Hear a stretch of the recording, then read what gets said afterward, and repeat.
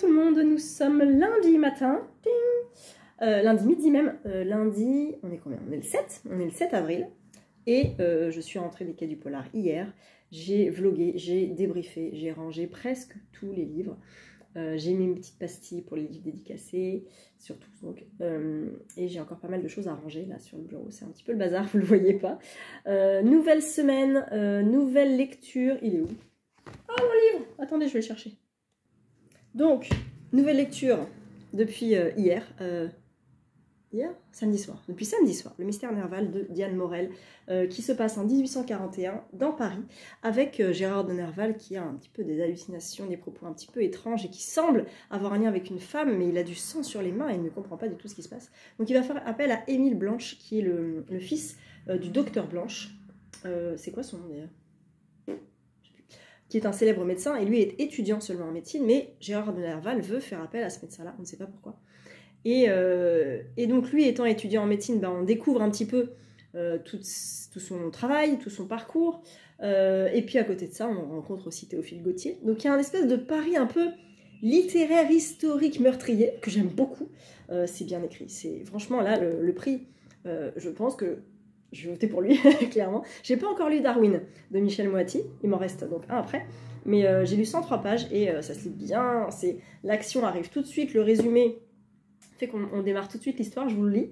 Paris 1841, étudiant en médecine, le jeune Émile se voit confié par son père, l'illustre docteur Blanche, un homme en sang et qui ne veut parler qu'à lui. Son premier patient, et pas des moindres, le célèbre Gérard de Nerval, en proie à la folie, tenant un discours décousu et terrifié. Le sang dont il est couvert serait celui d'une jeune femme qu'il nomme Isis. Est-ce le fruit de son imagination délirante? Est-elle morte? Si oui, a-t-elle été assassinée par le poète? Ou bien ce dernier n'a-t-il été qu'un témoin, puis impuissant? Dans le Paris lettré du XIXe siècle, Émile Blanche entreprend de résoudre cette mystérieuse affaire, oscillant entre ses obligations d'apprenti médecin et ses nouvelles missions d'expert légal. Alors je me demande là en lisant ça si c'est un tome 1 et si Émile Blanche va être finalement l'enquêteur à son insu d'une série de romans peut-être de Diane Morel, puisque là c'est son premier roman et il était paru en grand format chez Fayard. Et là, il sort en poche le 7 mai. Ne le cherchez pas, il n'est pas encore sorti, il sort dans un mois. Et nous, on l'a reçu fin mars, et du coup, c'est même pas les épreuves non corrigées, c'est les épreuves définitives. Donc, je trouve ça classe d'avoir le bouquin poche, là, un mois et demi avant. C'est cool. Donc, je suis à la page 102, il en fait 415, et normalement, il me dure toute la semaine, parce que j'ai beaucoup de voitures cette semaine. Oh, j'ai peut-être y aller mercredi en métro, quand même. Parce que mercredi soir, il y a un spectacle. Mais je vais rentrer en métro, je pense. J'ai la flemme des bouchons le matin, j'en ai marre. Donc je vais prendre ça. Et à l'audio, vu que j'ai aussi du temps de lecture à l'audio, enfin en voiture je veux dire, je vais avancer Le Cercle de Bernard Minet. Je suis où? Je suis page 179. Je vais l'avancer que demain parce que mes crédits Nextory ne sont renouvelés que demain. Et pareil, là je pense qu'il va me faire encore toute cette semaine et toute la semaine prochaine. Au moins. Ah non, après c'est les vacances. Oh, mais c'est vrai, c'est les vacances pour nous. Bah du coup, bah ah mais j'aurais jamais fini cette semaine. Oh, puisque je recommence à partir de demain. Demain j'ai voiture. Jeudi j'ai voiture. Vendredi matin j'ai voiture. Je vais bien l'avancer, je pense. Je vais bien l'avancer. Il fait quand même 700 pages, hein. 7 ou plus, même 778 pages.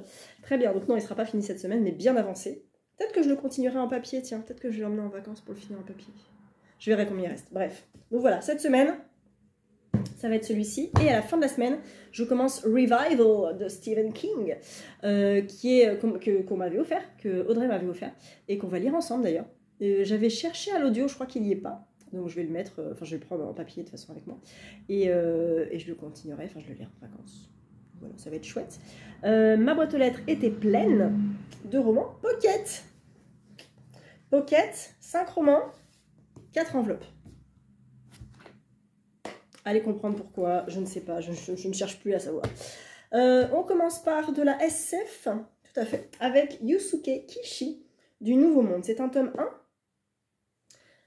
Déjà je vous le montre, il est beau. Et il y a du japonais, mais est-ce que c'est Watashi? Je ne sais pas.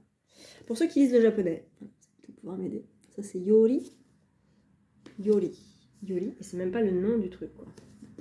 Peut-être le nom en japonais, Yori. Oh là là là là là là. Comment que ça s'appelle en japonais? Et tout à fait, Shinsekai Yori. Shinsekai. Donc, ah oui, Shin, bah oui, ça c'est Shin. Shin, c'est sûrement Sekai Yori. Voilà. Donc voilà, qu'est-ce que je peux vous dire? Japon, 1000 ans après notre ère. À Kamisu 66, une communauté rurale japonaise bâtie au cœur d'une nature luxuriante, les habitants vivent dans l'harmonie et l'égalité. Quant aux menaces extérieures, elles sont tenues à distance grâce au cordon sacré. Saki, Shun, Maria, Satoru et Mamoru sont inséparables et, comme tous les adolescents, attendent avec impatience d'être initiés au Juryoku, un puissant pouvoir psychique. Et si la réalité était plus sombre et plus inquiétante que celle qui leur a été enseignée? Leur décision est prise, il leur faut, pour connaître la vérité, franchir le cordon sacré, quitte à mettre en péril cette fragile utopie. Ça a l'air trop bien. Ça a l'air trop bien. Cet ouvrage a reçu le Grand Prix Nihon SF. Nihon, c'est Japon. Il sort quand? Il est sorti 3 avril. Il est sorti. Il est sorti et c'est un tome 1, donc c'est la trilogie. La trilogie a remporté le prix. D'accord. Il y a eu une adaptation en animé et en manga. Oh! Mais non, mais non! C'est lui qui a écrit La leçon du mal. Ah, je savais pas! Il me tentait trop, La leçon du mal. Oh, mais ça m'arrange pas du tout, ça! Pas de nom prioritaire, peut-être? Oh. Ah ouais, mais non, mais ça m'arrange pas du tout, ça! Bon, bah écoutez, oh, c'est beau. Oh, elles sont trop belles, les couvertures. En grand format, elles sont chez Michel Lafon. Trop belles.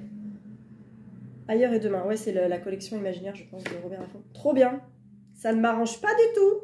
Merci, Pocket. Ça ne m'arrange pas du tout. Bon, voilà. Ensuite, nous avons Qui est Miss et Refleurir que j'ai fait gagner pour Mars au féminin. Celui-là est déjà sorti. Il est sorti fin mars, le 20 mars. Tu es spéciale, ma fille. Toute son enfance, le père Andoun lui a répété qu'elle n'était pas comme les autres. Dès lors, la jeune Camerounaise n'aura de cesse de dire non. Non au travail des champs, non au mariage de raison, non à la fatalité. Des salons de beauté de Douala jusqu'à la grisaille parisienne, malgré le travail qui use et l'exil qui isole, Andoun tracera sa route de liberté. Parce qu'un jour elle arrivait de fleurs jaunes, des pétales de lumière brûlant comme des soleils, parce qu'il y a des rêves qui sont faits pour éclore, et pour éclore encore. Ça a l'air très très beau. Et donc je l'ai fait gagner pour Mars au féminin, d'ailleurs il faut que je fasse le tirage au sort. Et du coup c'est son premier roman. Voilà, elle est... Pas du tout. Si, c'est son premier roman. Et Refleurir. Mais pourquoi? Ah si, elle a publié un recueil d'écriture. Ok, ça marche. Et donc il fait... presque 400 pages. Voilà. Ensuite, nous avons de Valérie Patureau, La cuisinière des Kennedy, que j'avais vu passer en grand format chez les Escales. Voilà. Et là, celui-ci est sorti aussi le 3 avril. Elle ne paye pas de mine, cette modeste tombe d'un cimetière du Vaucluse avec ses quelques bouquets très simples. L'assemblée est clairsemée pour l'enterrement d'André et E. Humbert, 1907-1999. Pourtant, parmi les chrysanthèmes, une grande couronne avec des fleurs détonne, avec toute l'affection et la gratitude de la famille Kennedy. Comment la défunte, orpheline de l'assistante publique de Marseille, s'est-elle retrouvée à servir cette illustre famille? Présidents, sénateurs, ministres, ils ont tous goûté à la cuisine de cette femme au destin incroyable qui embauma l'Amérique de thym et de sarriette, et fut témoin, côté fourneau, d'une considérable portion d'histoire. Ça doit être hyper intéressant. Hyper intéressant. Grand prix lecteur 2025 Pocket. Nous avons ensuite 2 sorties pour les révélations Pocket. Je vais vous les présenter ensemble. Ils sortent en même temps ou pas? Avril. Ils sortent en avril. Voilà. Ici, nous avons La fugue d'Anna de Mathia Corrente et Les enfants perdus de Brocéliande de Yann Le Gall. On en avait parlé lors du book club et là, donc, ils sont sortis même. Les enfants perdus de Brocéliande. Alors que les nazis prennent possession du village, le temps de l'enfance semble s'être arrêté. Le jour du massacre, c'est le cœur plein de légendes que Joss, 13 ans, se réfugie dans la forêt avec 4 de ses camarades. Seuls au monde, leur code d'honneur comme boussole, les orphelins réinventent l'imaginaire des chevaliers de la table ronde. Ils sont Arthur, Queux, Gauvin, Perceval et Galahad. Ils se lancent à hauteur d'enfants dans la lutte armée contre l'occupant, contre les chevaliers noirs. Ce qu'ils affrontent, c'est un monde cruel et sans morale, celui des adultes. Ça doit être très très intéressant du point de vue des enfants de voir l'histoire avec un grand H. Ça doit être hyper intéressant. Ça doit être... C'est terrible. Hein. C'est pénible hein, de rajouter tout ça.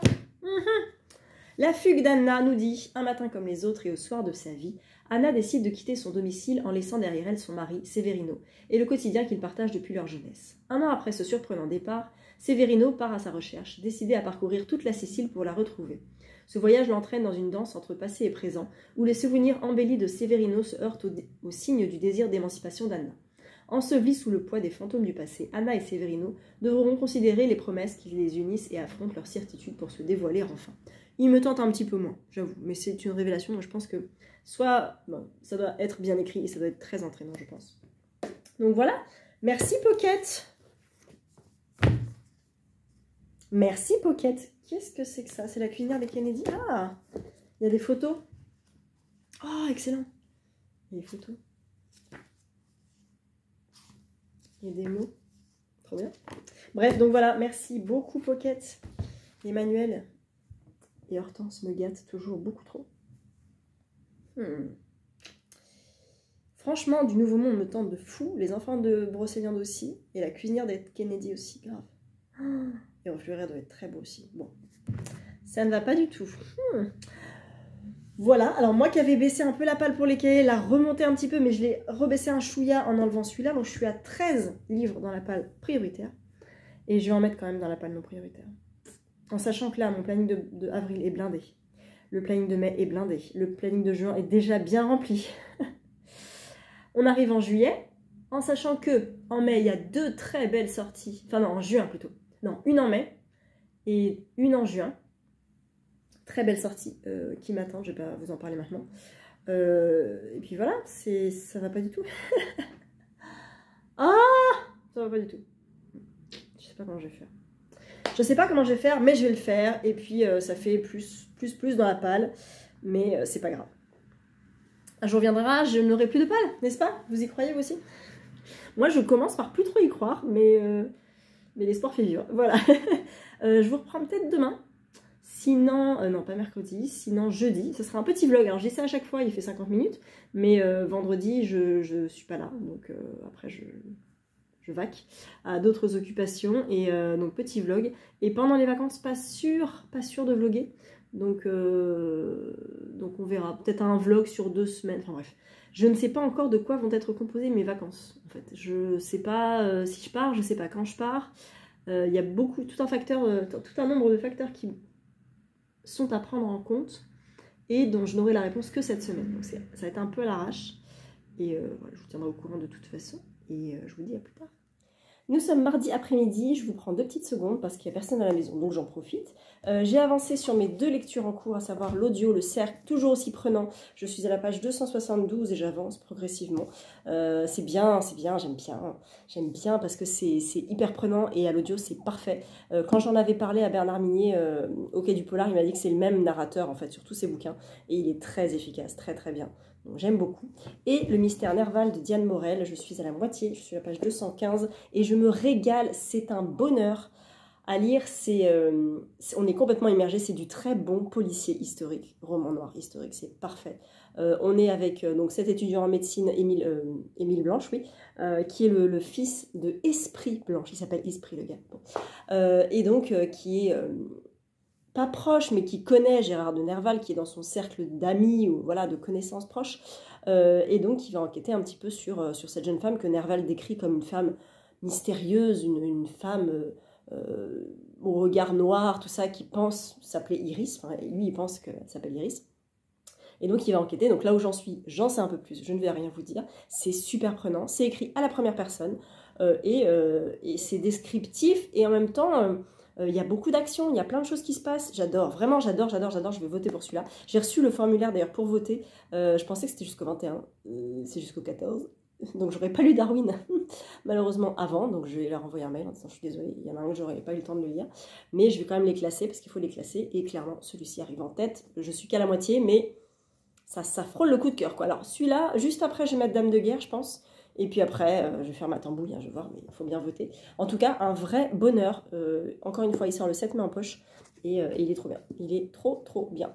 Voilà, dans la boîte aux lettres, j'avais reçu le dernier témoin d'Ouradour sur Glane de Mélissa Boufigui, Robert Ebras et Agathe Ebras. Alors, je pense que Robert et Agathe sont ces 2 personnages-là. Je pense que Robert a connu, peut-être, Oradour-sur-Glane. Malheureusement, le tragique destin.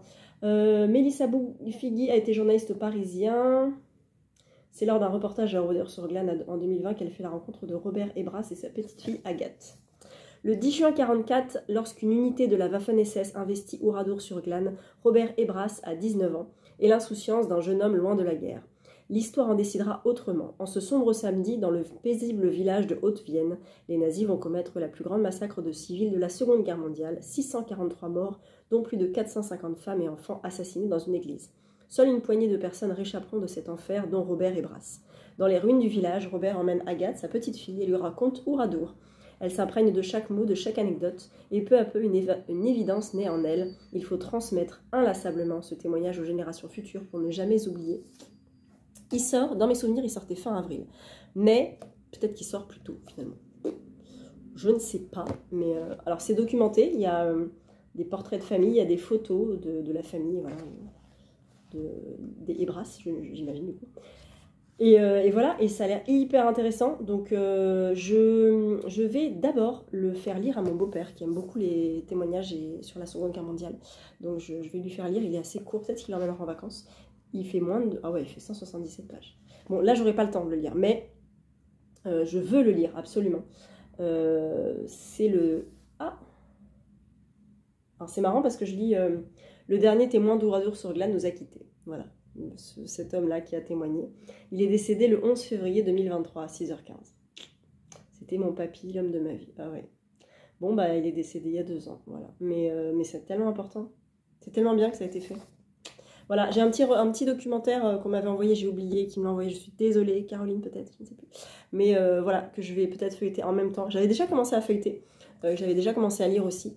Mais c'est important de ne pas oublier, de connaître en fait ça. Et moi, la première, je m'étais complètement plantée en me disant mais pourquoi je connais Oradour-sur-Glane, ça me dit quelque chose. Et quelqu'un, ou plein de monde même, m'avait dit mais si, le massacre dans l'église.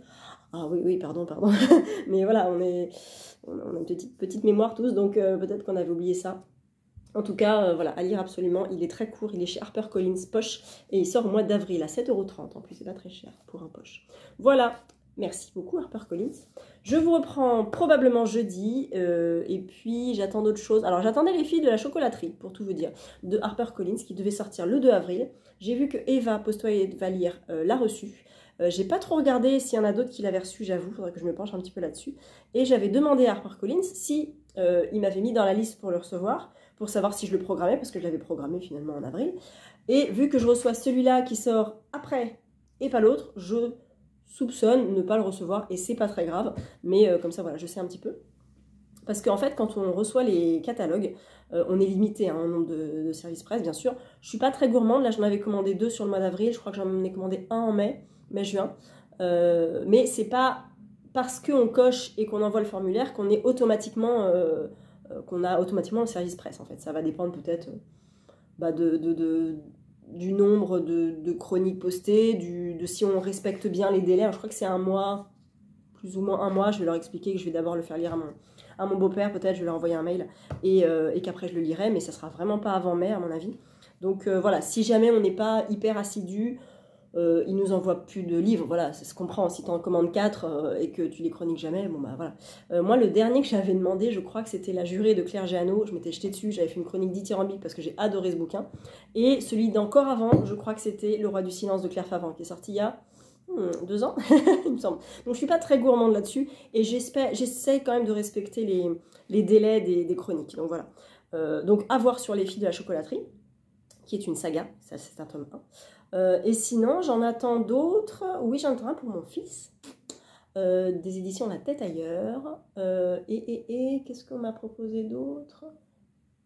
Oh, je sais plus. Je sais plus. Mais j'en attends, je crois que j'en attends un autre. Faudrait que je... Oui, Albin Michel, le nouveau Éric Foissy. Le mystère de la Dame Blanche, je crois. Là, c'est trop bien. Parce qu'en plus, je vais le voir, Éric Foissy, dans mon salon, donc je pourrais lui faire dédicacer. Et je le lirai peut-être avant ou peut-être après. Peut-être cet été. Et j'arrive pas à lire. Là, je sais qu'en avril, j'en ai pas programmé beaucoup. Parce que je sais pas, encore une fois, de quoi vont être faites mes vacances. Donc je ne sais pas si j'aurai vachement de temps ou si je vais courir à droite à gauche et que j'aurai pas le temps de lire.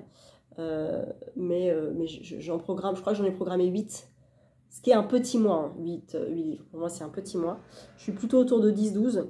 Mais voilà, je préfère en rajouter au fur et à mesure plutôt que de me dire oh, je suis trop short sur le planning, ça va pas aller du tout. Tout ça. Bon.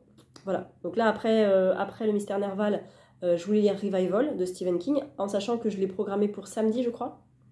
Et j'aurais probablement fini celui-là avant samedi. Donc je m'étais dit, j'ai reçu 2 épreuves non corrigées Nami. Une à lire avant le 2 mai, je crois. Et une avant le 19 mai, il me semble. Donc j'en ai commencé une, là, qui se lit assez vite. Et je m'étais gardé l'autre parce qu'en plus on va faire sûrement une lecture commune avec les copines de Nami. Donc ça sera, voilà, j'essaie de le caler entre 2 lectures, là, l'autre, celui que je lis. Et puis l'autre, bah, je sais pas combien il fait de pages, il y a peut-être 350, un truc comme ça. Peut-être fin avril, à voir. Donc j'essaie de pas trop me caler de lecture parce que bon, même si là le prix potentiellement est clos, je vais pas recevoir de nouveaux bouquins, je sais que c'est bon. Mais Nami, on sait jamais quand est-ce qu'on va en recevoir. Là on en a reçu 2, donc je pense que on va pas en recevoir d'autres du mois d'avril, et peut-être qu'on va en recevoir en mai. Je sais pas du tout. Donc à voir comment ça se déroule. Mais voilà, j'essaie de pas trop surcharger mon planning et d'être plutôt dans le cool lecture. Par exemple, le Revival de Stephen King, je crois qu'il fait 450, 500 pages. Je crois que je l'ai mis sur 6 jours en me disant on ne sait jamais, là c'est pendant les vacances, je ne sais pas ce que je vais faire des vacances. Donc il y a peut-être des jours où je ne lirai pas du tout parce qu'on va sortir, tout ça. Je ne sais pas. Et peut-être que ça va être 4 jours, peut-être que je vais le dégommer, peut-être que j'aurai trop de temps. Et dans ces cas-là, hop, j'en rajoute un. Par exemple, des quais du polar. Mais en tout cas, j'ai de quoi faire. Hein. Clairement, là, je suis pas en manque de lecture. et voilà, donc je planifie, mais cool, tranquille. Voilà, je vous reprends un peu plus tard. On est jeudi midi et en fait, je vais peut-être conclure le vlog ici parce que demain, j'aurai pas le temps. Donc, je vous le posterai demain. Comme ça, vous aurez un petit vlog. Et puis après, pour la suite, on verra pendant les vacances. Que vous dire? Ah si, des trucs à vous dire. Déjà, j'ai fini ma lecture en cours et c'est un coup de cœur. Le Mystère Nerval, c'était trop bien. C'était génial. C'était brillant, c'était intelligent, c'était lettré, littéraire, c'était mystérieux, c'était bien écrit, très bien décrit. La fin amène à un tome 2, je veux la suite, je crois que je vais contacter l'autrice pour demander s'il y a une suite. C'était vraiment trop bien, donc on est avec Nerval, on est avec Théophile Gautier, et d'ailleurs c'est ça que je voulais regarder, Théophile Gautier en fait, moi je le connais, non pas d'un point de vue littéraire, mais d'un point de vue dansé, parce que c'est lui qui a écrit le livret de Gisèle, qui est un ballet classique romantique très connu, donc c'est un poète le gars. 30 août 1811, 23 octobre 1872. Qu'est-ce que je peux vous dire? Il est membre actif de l'école littéraire dite du Parnasse. Biographie, on s'en fiche. Moi, je veux les œuvres. Ah, il y a de quoi faire. Il y a des pages et des pages. Œuvres, romans, voilà. Il a écrit des romans quand même. Ah, le Capitaine Fracasse, c'est lui, d'accord. Je ne savais pas. Très bien. Alors là où se situe l'histoire, c'est 1841. Donc là, il est plutôt au début de sa carrière. Il a publié Mademoiselle de Maupin, L'Eldorado, devenu très vite Fortunio. Et en 1947, il publie Militona. Mais au niveau des contes et des nouvelles, il en a écrit pas mal, qui sont parus en 1833 et 39, 45. Il a écrit beaucoup de choses, contes et nouvelles, donc plein. Mais c'est pas ça qui m'intéresse. Principales diverses œuvres. Ah ouais, c'est vraiment après. Et en fait, Gisèle... Je crois qu'il a fait le livret, il a fait l'histoire de Gisèle. Donc, voilà, ballet et théâtre, il en a fait pas mal. Gisèle, ou les Willis, en 41. Le Péri, le Tricorne enchanté, Regardez mais ne touchez pas, le Célam, Pâquerette, Genma, je ne connais rien d'autre. Mais Gisèle, c'est hyper connu quand on fait de la danse. Et j'ai beaucoup aimé, à la fin, voir qu'ils assistent au ballet Gisèle avec Carlotta Grisi. Et qui était une grande danseuse, et voilà, et donc il a fait plein de trucs le gars, mais moi je connais avec Gisèle, voilà. Il est, d'après Andrew G. Gann, près de 300 compositeurs ont mis en musique des œuvres de Gautier, et beaucoup de poèmes furent conçus pour être mis en musique. Il en a écrit pas mal, effectivement. Donc, moi je sais, je vous dis par par Gisèle, en fait, donc je connais Théophile Gautier par Gisèle, mais je ne le connaissais pas, et là on le voit sous un angle un petit peu différent, comme Gérard de Nerval, on le voit sous le trait de l'homme un peu perdu. Il y a un thème qui est abordé, dont je ne vais pas parler, je n'ai pas parlé en chronique, et j'ai peur que ça spoil un petit peu, ça peut... Alors moi je pensais que ça prendrait cette direction-là, ça l'a pas prise, mais... c'est justifié, enfin c'est très bien, et j'attends une suite parce que je pense qu'il y a vraiment beaucoup de potentiel dans ce tome 1, qu'elle développe énormément de sujets et que elle choisit justement d'aller vers certaines directions, mais les autres sont tout aussi intéressantes, et en plus on est dans une période hyper fructueuse, j'ai envie de dire, d'un point de vue littéraire et culturel et tout ça. 1840, c'est vraiment, on croise à la toute fin Balzac, Hugo, tout ça, et très très bien. Puis il y a Zozo hein, qui est pas très loin aussi. Donc, quoique là, il est peut-être encore dans le sud. 41 peut-être, je sais pas s'il est monté à Paris. Mais voilà, donc je suis très curieuse d'une suite en fait, et j'ai beaucoup aimé cette plume, ça me fait penser à du Éric Foissier, ça me fait penser à du Anne Granger. Alors, bon, ça se passe pas en Angleterre, mais le côté, en plus, le côté parisien, moi j'adore. Il parle d'ailleurs de la place de Grève. Il faudrait que je regarde comment ça s'appelle maintenant. Ça existe toujours, la place de Grève?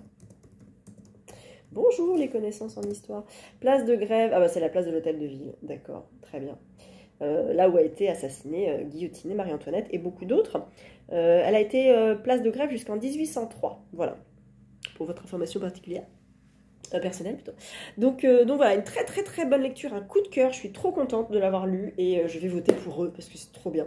Et ils se sont plantés je pense dans les dates de vote parce qu'il y avait écrit 14 avril et une copine m'a remontré le fichier au début où il y avait écrit 14 mai, donc je pense que c'est plutôt 14 mai parce que comme ça me laisse le temps de lire aussi le Darwin, enfin le Michel Moiti qui parle de Darwin, qui doit être tout aussi intéressant. Donc très contente de cette lecture.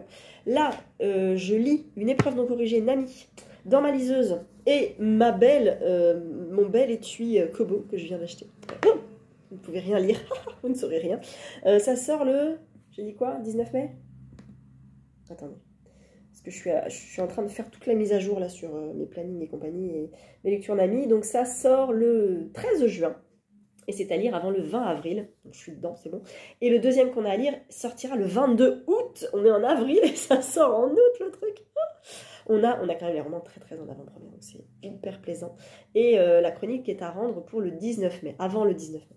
Mais voilà, donc tout ça, ça sera lu, les deux seront lus, c'est bien parce que c'est espacé, ça laisse du temps pour s'organiser, comme moi je suis très organisée. J'aime bien avoir du temps. Niveau planning et pal, étant donné que là j'ai pas un contenu méga important à vous proposer pour cette semaine. Niveau planning de lecture, je vais tout vous dire. Voilà, donc nous sommes en avril. J'ai déjà lu Tous les silences de Arthur Tuominen, qui est un coup de cœur. Le Mystère Nerval, qui est un coup de cœur. On monte un peu dans les coups de cœur, ça fait plaisir. En mars, j'avais eu un coup de foudre pour résister. Des petits coups de cœur sympathiques, mais pas le coup de foudre absolu, comme j'avais eu l'an dernier pour Zoé Brisby et pour d'autres. Donc là, je lis l'épreuve, j'allais vous dire le titre de mon épreuve non corrigée Nami, je ne vous dirai rien. Ensuite, je lis Stephen King avec Revival. J'ai programmé L'Appel des Colombes de Martha Hall Kelly. Ensuite, je vais lire le Michel Moiti pour le prix Polar des 18.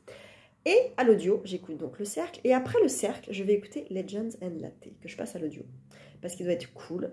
Je pense pas qu'il soit sorti en poche. J'ai pas l'impression. Je vais même pas regarder parce que je l'ai vu il y a pas très longtemps et il n'était pas en poche. Et je pense que s'il avait été en poche, j'aurais eu l'information. Donc en grand format, il fait 324 pages. Et je pense qu'à l'audio, il est pas très long. Je vais pouvoir l'écouter. Au pire, si je déborde en mai, c'est pas très grave. Ensuite, je vais lire la deuxième épreuve non corrigée Nami que je me suis programmée là à la fin avril. Et je me suis mis aussi le dernier témoin d'Ouradur sur Glane parce que si jamais j'ai du temps, ça se lit vite. Et possiblement, si j'ai vraiment du temps pendant les vacances, je peux dire à mon beau-père, écoute, je le lis d'abord, je te le file après. Lui, il part en vacances en juin, donc je le reverrai peut-être. Oui, je le reverrai en mai. Je le revois d'ici là, donc au pire, voilà, à voir. Je le prends dans mon sac, mais il n'est pas impossible que je puisse le lire, comme ça je fais un retour à HarperCollins et on est bien. Donc ça c'est pour avril. En vrai, il y a 2 audios, 2 épreuves non corrigées, donc en fait en moins dans la palle, j'ai Tous les silences, Le Mystère Nerval, ça c'est bon, Revival, voilà, L'Appel des Colombes, Darwin, et le dernier témoin éventuellement. Legends and Latte, je n'ai pas encore acheté, parce que si je le passe à l'audio, si je l'aime, je vais l'acheter en papier. Si je l'aime pas, je l'aurais écouté en audio, puis c'était bien. Mais sinon, c'est tout. J'en sors pas plus dans la palle. Enfin, de la palle. Donc, avril est un mois un peu fluctuant, sachant que quand il y a des vacances, je ne sais jamais le temps que je vais avoir pour lire. Mais au mois de mai, nous avons un mois à 3, 6, 9, 11 lectures. Et là, c'est plus compliqué. Alors, même avec 11 lectures, j'atteins à peine 2500 pages. Et je suis plutôt à 4000 pages par mois. C'est bon, j'y arrive.